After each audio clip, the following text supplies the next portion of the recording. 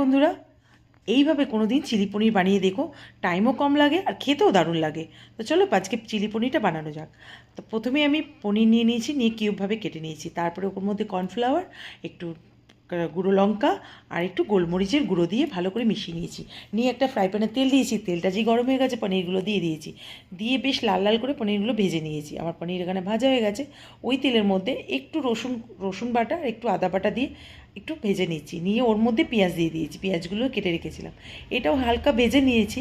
ভাজার পরে আমি এখানে গ্রিন আর ইয়েলো কালারের বেল পেপার নিয়ে রেখেছিলাম, সেটাও আমি এর মধ্যে দিয়ে দিচ্ছি।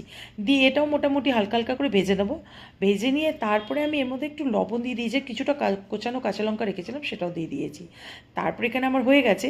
কেচাপ দিয়ে দিচ্ছি, টমেটো কেচাপ আর গ্রিন চিলি সস আর সয়া সস দিয়ে ভালো করে এটা ভেজে নিচ্ছি। 1 মিনিটের মতো ভেজে নেব। নেবার পরে এর মধ্যে আমি পনিরগুলো যে ভিজিয়ে রেখেছিলাম সেটাও আমি ভেজে নিচ্ছি। ভেজে নিয়ে আমার হয়ে গেছে। এর মধ্যে আমি একটু কর্নফ্লাওয়ার গুলে রেখেছিলাম সেটাও দিয়ে দিয়েছি। দেখো আমার পনির এখানে হয়ে গেছে। তো এইভাবে কোনো দিন বানিয়ে খেয়ে দেখবে, খুব ভালো লাগবে। এটা রুটি, পরোটা, ইভেন ভাতের সঙ্গেও খুব ভালো লাগে। আমার ভিডিওটা যদি ভালো লাগে তো প্লিজ লাইক অ্যান্ড সাবস্ক্রাইব করে দেবেন। আবার পরের ভিডিও